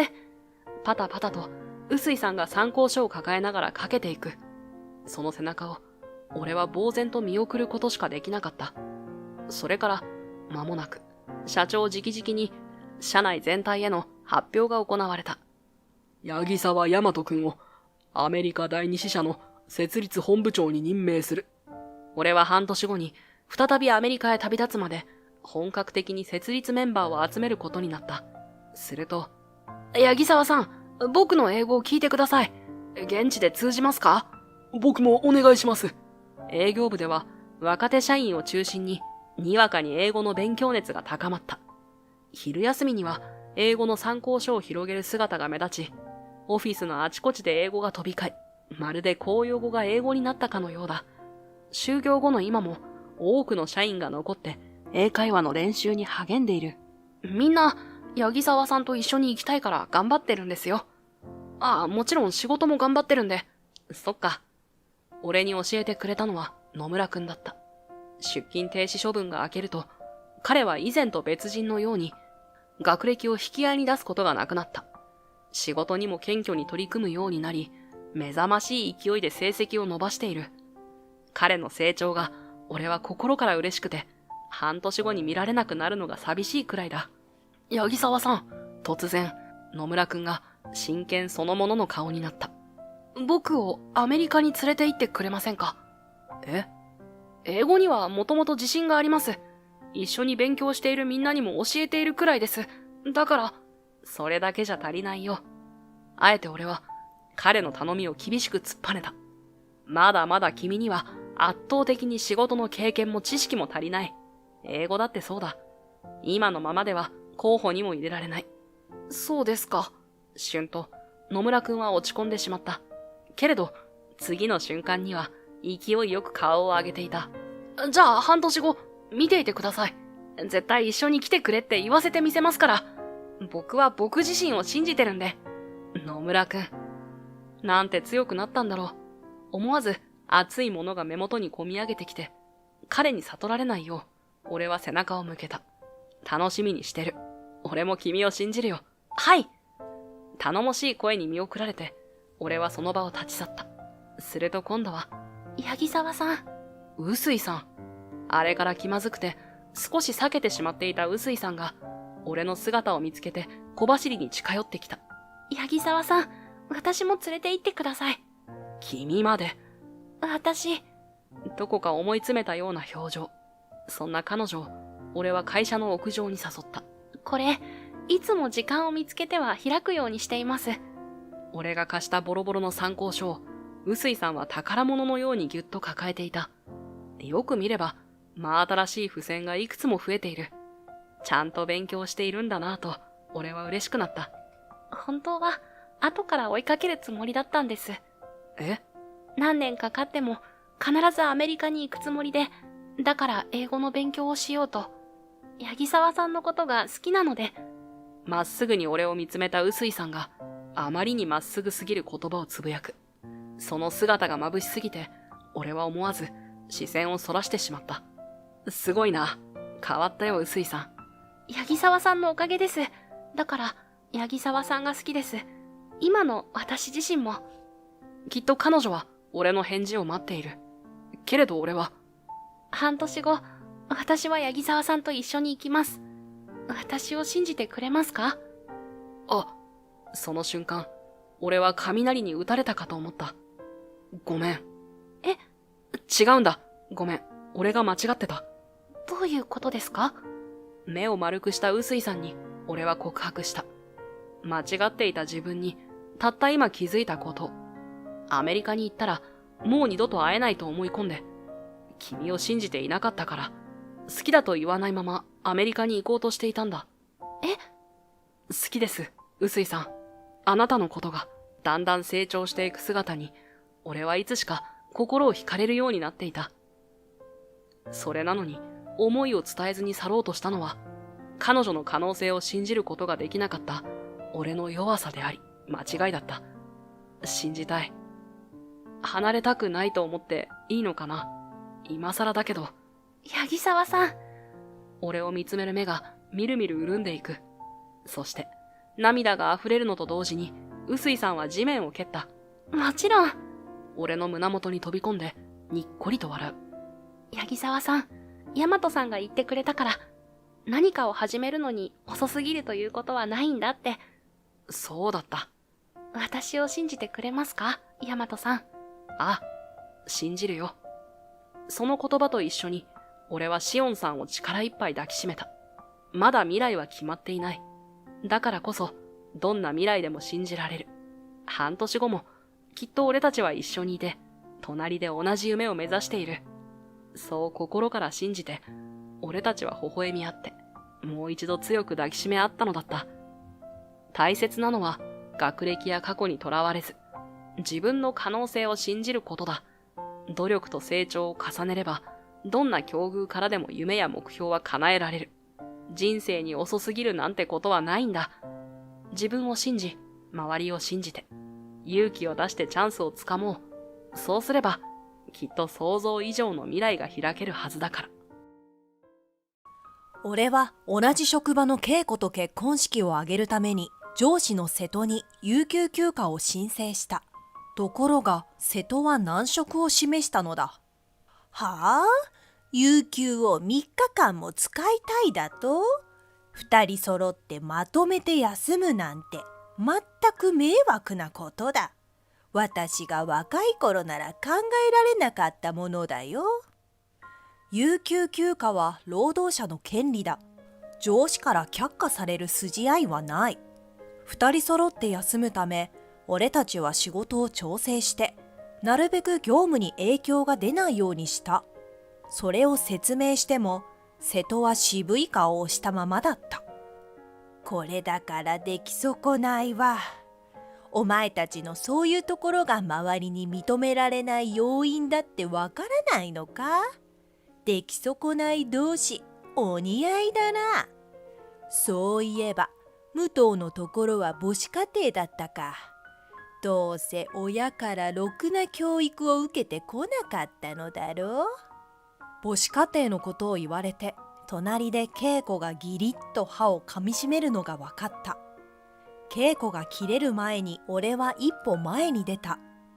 俺だけならともかく、恵子の親までバカにされた以上、黙ってはいられない。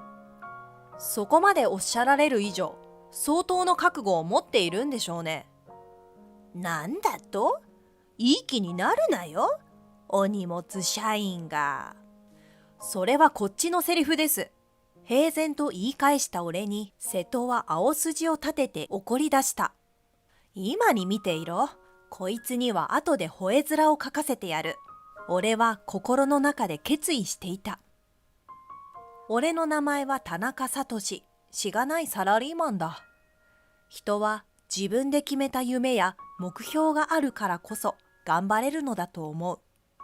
具体的な夢じゃなくても、たくさん稼ぎたい、出世したい、みんなに認められたい、自分の未来をより良くしたい気持ち、それが頑張るためのモチベーションになるのだと思う。しかし、敷かれたレールを走るような人生でゴールは決まっている。一生懸命頑張ろうが、多少サボろうが、大した変化が訪れないと分かっていたら、人は頑張れるのだろうか。少なくとも俺は頑張れなかった。小さい頃から俺は要領はいい方だった。勉強も運動もできた。努力しなくても上位の成績は取れていた。だからといってトップを取ろうとは思わなかった。何かに打ち込むこともなかった。何事もそこそこに、怒られない程度にこなしていればいい。どうせレールの先は決まっているのだから。中高一貫校からそれなりに名の知れた大学に進んだ。就職活動をしなくても入る会社は決まっていた。大きい会社だけに同期の新入社員は多かった。厳しい入社試験をくぐり抜けてきた同期たちはやる気に満ちていた。とにかく偉くなりたいと出世を目指す者、一芸に秀でたスペシャリストを目指す者、仕事を通じた社会貢献などなど、それぞれ理想を掲げ熱く語る。そんな同期たちを俺は冷めて見ていた。ノリに付き合っていられず、あまり自分の意見を言うことはなかった。なんでこんなやつが入社できたんだ？面と向かって言われることはなかったが、そんな風に思われていたのだろう。態度にはっきり現れていた。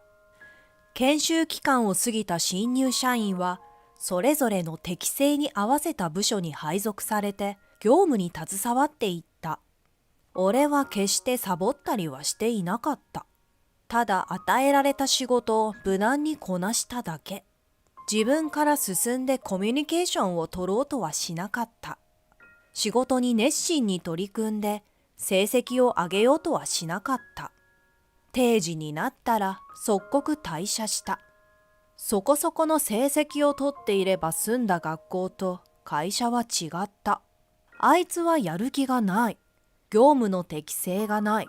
上からそう判断されて、長くて1年。短くて半年で異動させられた。営業はもとより企画、開発、調達、人事、総務。どこに行っても同じ。会社中の部署をたらい回しにされた。5年経つ頃には俺も立派な、というのも変だが、会社のお荷物になっていた。同期の中には主任やリーダーに昇格した社員が出てきたという。俺には縁がない話だ。あいつは10年、20年経とうが、万年平社員だと陰口を叩かれた。犯罪に手を染めたり、重篤な問題を起こした場合を除き、会社は社員を辞めさせることはできない。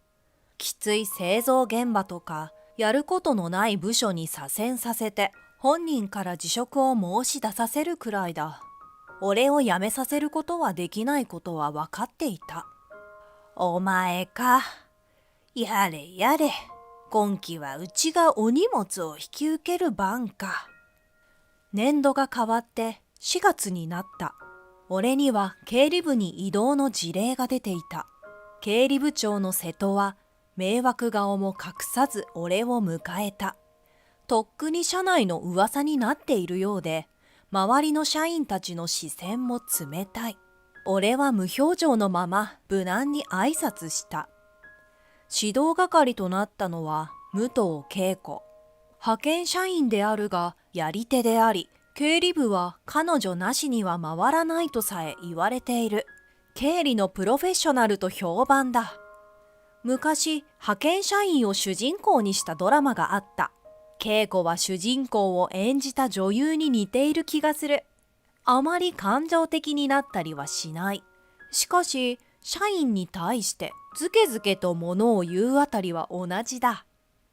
経理は金額を扱っている以上、1円でも間違いは許されません。細心の注意を払って仕事に向かってください。一つ年上の社員である俺に向かってもきっぱりと言い切る。俺の評判が社内で知れ渡るようになってから、俺に対してそんな風に言ってくる社員はいなくなっていた。だから新鮮な感じがした。今まで俺は可もなく不可もなしにやってきたつもりだ。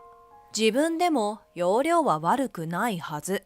だが経理ではしつこいくらいの確認が必要だ。ちょっとした間違いが影響を及ぼす。またですか？最後まで数字を確認してください。あなたがミスをすると他の人にしわ寄せがいくんです。申し訳ない。そう思っているなら言われた通りにやってください。面倒くさがってマニュアル通りにやっていないからミスするんですよ。いいですか？私たちは時間給なので時間内にきちんと終わらせないといけない。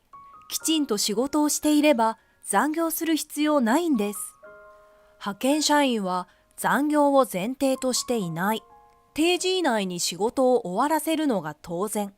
むしろ残業したら会社に無駄な経費をかけてしまうことになる。だから稽古のようなできる派遣社員はいつも定時までにきっちりと仕事を終わらせていた。俺がミスすると無駄な時間が発生するわけだ。経理部に配属されて瞬く間に月日が経っていった。稽古に厳しい指導を受けた俺は以前よりは仕事に向き合うようになっていった。田中さん、ちょっといいですか？ある日の夕方、青ざめた顔をした稽古が俺の席に来た。彼女が手にしているのは上期末の株主総会で使用する決算報告資料だ。明日の朝一に総務部に提出しなければならない。稽古が責任者となって作成していたが、一部俺も協力していた。この部分、田中さんが作りましたよね。確認したところ、元データの集計値と違っているようです。稽古の指摘に俺は慌てて確認してみた。すぐに原因が判明した。途中から1行ずれて入力してしまったのだ。ちゃんと結果を確認していたら気づいていたはず。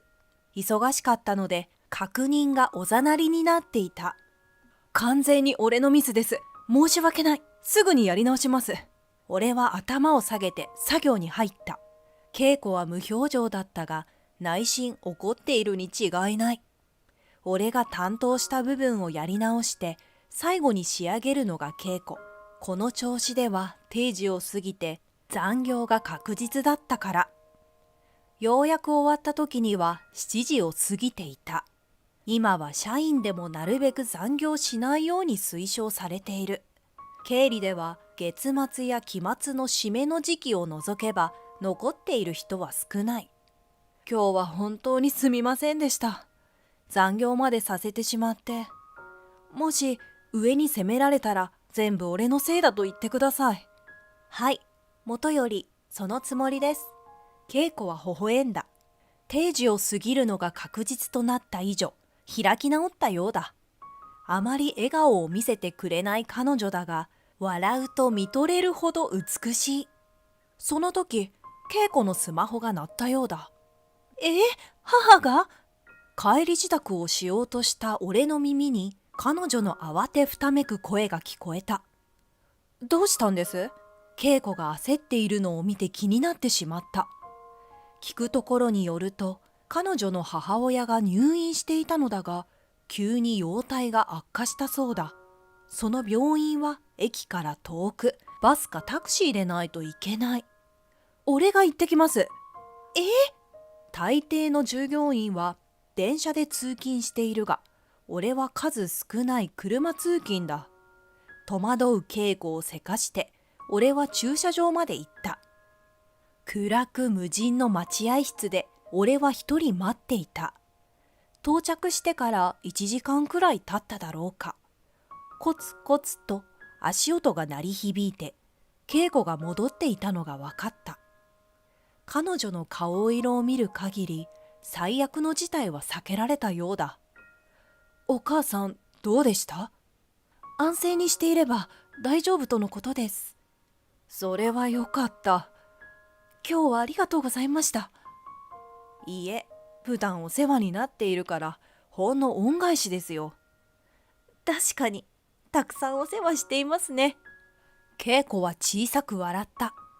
病院に来る途中は彼女にしては珍しく切羽詰まった様子だった。しかし今は笑えるだけの余裕ができたのだと安心した。せっかくだから自宅まで送ると申し出た。恵子は恐縮していたが、帰るついでだからと通した。うち、父が早くに亡くなってずっと母子家庭なんです。帰り道でぽつりぽつりと恵子が話し始めた。彼女が私事を話してくれるのは珍しい。俺は運転しながら黙って聞いていた。父の突然の死により、専業主婦だった母親は急遽働きに出た。母のおかげで恵子は短大まで出て派遣社員になったという。これから恩返ししようとした矢先、無理がたたったのか、母が体調を崩してしまった。恵子がいつも定時で帰っていたのは、入院した母の見舞いもあったからだった。派遣社員だと給料もたかが知れてるし、将来が不安なんですよね。正社員が羨ましくて仕方なかったです。だから社員のくせに仕事に身を入れていない人を見ると腹が立って、ごめん。いいんです。私が勝手にそう思っていただけですから。最近は母の体調が思わしくないことも重なって余裕がなくて、余計にあなたに強く当たってしまったようでごめんなさい。助手席で恵子がペコリと頭を下げた。いや、俺が仕事に身を入れていなかったせいで武藤さんに迷惑をかけてばかりだったから。最近は少しマシになってきたように思いましたが、今日みたいなチョンボは勘弁してくださいね。はい、以後気をつけます。前向いて運転してください。あ、ごめん。会社と違って車の中で二人きりという状況がそうさせたのだろうか。恵子の自宅に到着するまで俺たちはいろんな話をしたのであった。その日のことがきっかけになったかのように俺は変わった。今まで以上に仕事に真剣に向き合うようになった。恵まれた環境にあぐらをかいていたばかりでなく、勝手に拗ねていた。そんな自分が子供っぽくて恥ずかしく思えた。恵子の話を聞いて彼女に負担をかけたくない。むしろ力になってあげたいと思うようになった。そのためには与えられた仕事だけこなすだけではなく、業務全般に詳しくなれるよう何でも人に聞くようにした。繁忙期には積極的に仕事を引き受けて遅くまで残った。すると周りの評価が変わってきた。今まで関わることのなかった部員とも話すようになった。部長の瀬戸だけは相変わらずの態度だった。もともと瀬戸は部内でも嫌われていた人物だ。というのもエコひいきが極端だったから。かつて瀬戸に嫌われていじめられた挙句に去った社員もいたという。俺も瀬戸から嫌味を言われ続けていたが、なるべく聞き流すようにしていた。最近人が変わったように頑張っていると聞いた。ある休日の朝、珍しく父から話しかけられて驚いた。いつからだろうか、家の中で父と会話しなくなった。あっても業務的なことくらいだった。そうかな。何があったかは聞かないが、以前よりもいい顔をしている。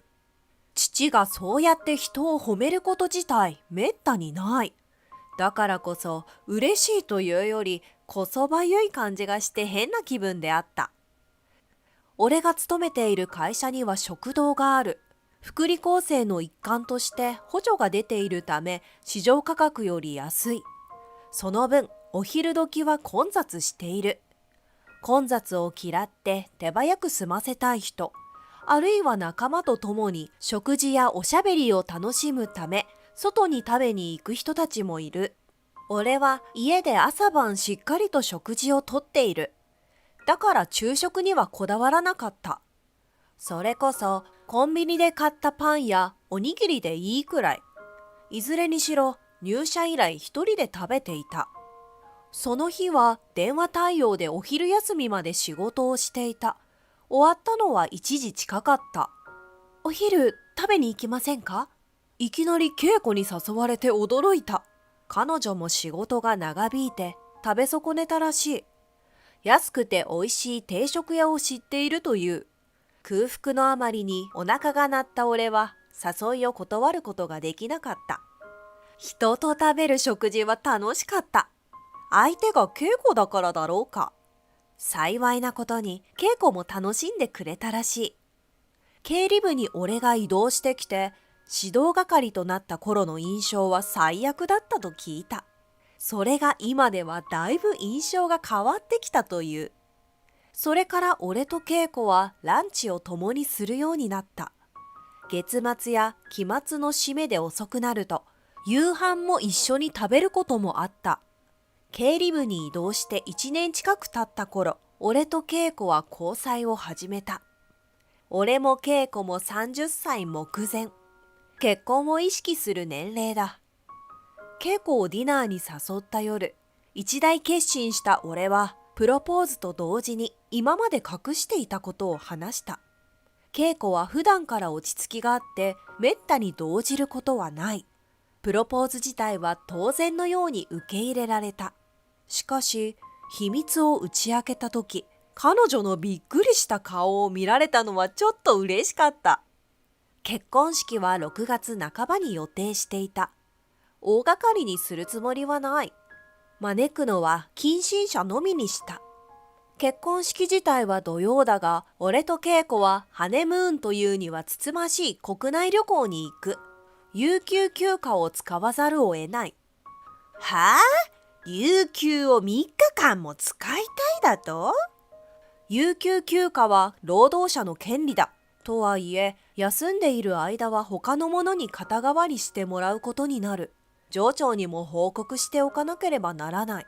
2人揃って休むため、俺たちは仕事を調整して、なるべく業務に影響が出ないようにしていたつもりだ。それを説明しても、瀬戸は渋い顔をしたままだった。2人揃ってまとめて休むなんて、まったく迷惑なことだ。私が若い頃なら考えられなかったものだよ。お荷物社員のレッテルを貼られたままの俺。相手が管理職であろうが、理詰めで反論して黙らせてしまう派遣社員の稽古。部内で瀬戸が最も嫌う2人が結婚式で休むとくれば、罵詈雑言はとどまることを知らない。俺たちは無言無表情で聞き流そうと努めた。いいかね？私は君たちを一人前の戦力として認めていない。いわば出来損ないなんだよ。出来損ない同士お似合いだな。社会常識を知らぬ者同士が家庭を持つとは嘆かわしいことだ。どうせ親からろくな教育を受けてこなかったのだろう。瀬戸が嫌われる原因の一つとして、働きぶり以外に容姿や生まれ、人格までも攻撃するところにある。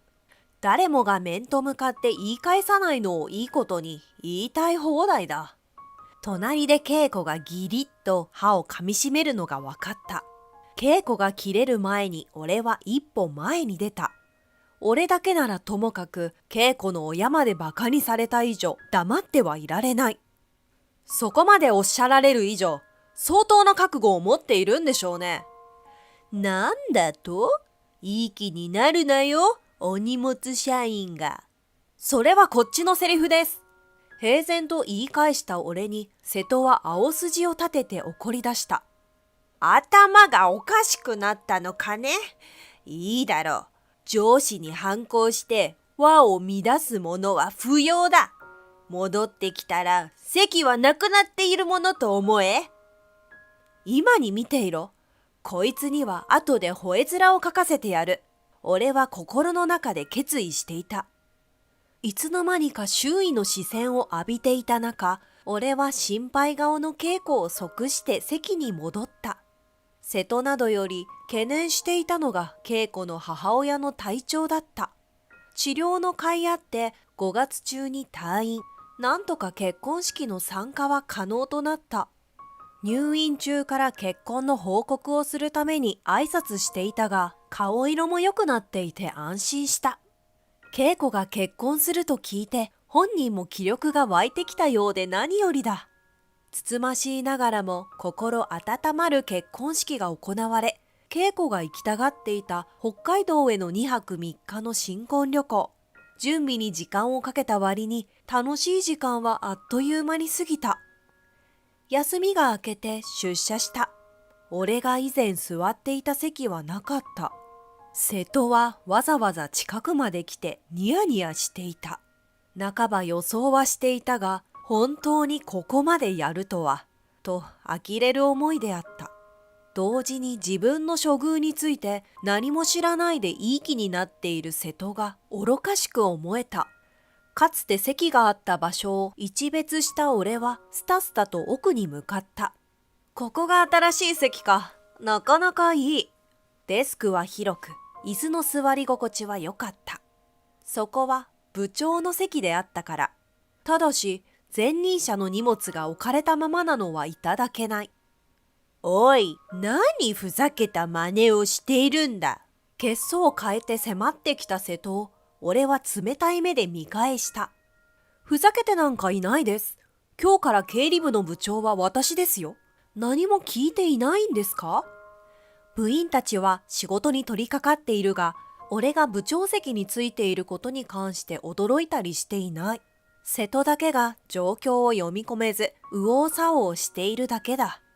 そこに立っていられると邪魔です。部長、こちらの申請書に決裁をお願いします。瀬戸をどかすようにして、恵子が渡してきたのは、申請書でも何でもないメモ用紙だった。走り書きで、今夜は何を食べたい？と書かれていた。共働きの俺たち夫婦は家事は当番制。今夜は恵子の番だ。俺は真面目な顔で思案してから、カレーライスと書いて捺印し、恵子に返した。恵子はすまし顔だが、今にも吹き出してしまいそうなのがわかる。そんな茶番をしている間に、瀬戸は他の社員から人事異動メールを見せてもらったらしい。なぜ？一体どういうことなんだ？よくある名字だから気づかなかったのでしょうけど、サトシさんのお父様はあちらの方ですよ。恵子が指さした先、新商品発表の際に作成されたポスターが貼られている。そこに写っている人物は社長である。親子関係にある事実を知る者は限られていたようで、瀬戸以外にも驚きを浮かべている社員が大勢いた。あら？もしかしてバラしちゃまずかった？いいや、構わないよ。社長の息子であることにこだわって歪んでいたのは俺の方。堂々としてればいいと君に言われて目が覚めたよ。社長の息子だからといって特別扱いはしない。平社員の身分でいろんな部署を回り、会社全体をよく学んでこいというのが父の方針だった。それが気に食わず、ガキっぽく拗ねていたのは俺の方。恵子と出会い、本気で叱咤されていなかったら、俺は変われなかっただろう。そういう意味では彼女には感謝しかない。そうでしたか。いや、サトシさんもお人が悪い。まあ、私もいろいろと厳しいことを言いましたが、いわば愛の無知でして、サトシさんのためを思ってこそ。そこで急に気持ち悪い声を出してきたのが瀬戸だった。ところで、私の席はどちらに？メールには書いてありませんでしたが、もしかして最上階では？ビルの最上階には社長をはじめとする取締役の部屋が並ぶ。俺が部長なら上司であった自分は役付きに昇進するとでも思ったのか。思い上がりも甚だしい。あなたはクビになると思いますよ。はあ？瀬戸にはかなり前からパワハラ、セクハラによる苦情が寄せられていた。俺が経理部に配属させられたのは実態調査の意味もある。はじめはやる気がなかった俺だが、真面目に仕事に向き合うようになると、周囲とも打ち解けられた。そうなったら聞き取りもスムーズになるものだ。度重なるパワハラによって心を病み、辞めざるを得なくなった元社員から聞き取ることもできた。半年以上にわたる調査の結果、瀬戸のハラスメントは周りにバレないよう二人きりになった時を狙う。言い返せない気の弱い部下相手に執拗に繰り返すなど極めて悪質。人事部による査問が型通り行われる予定だが、集まった証言によって懲戒免職相当だと判断されている。あなたには追って通知が来ると思いますよ。俺がそう告げると、瀬戸は身体極まったことを悟ったのか、絶望の表情を浮かべた。いきなり平から部長に抜擢されるとは、俺にとっても想定外であった。だが、社長の息子として知られた以上、どんな立場であろうが、気を引き締めて仕事に向かうしかない。俺は部長としてふんぞり返るのではなく、恵子たち実績ある社員を重用する方針をとった。それが功を奏したのか、瀬戸が部長を務めていた頃より業務がよく回るようになったとの評判だ。そして俺が部長になってからというもの、社員の有給消化率は 100% になった。有給は働いてくれた人たちが正当に受け取るべき休暇だ。会社だけでなく社員の私生活も充実したものになってほしい。会社という組織の一員である以上、独りよがりではいけない。俺はこれからも支えてくれる人たちへの感謝を忘れずにいきたいと思う。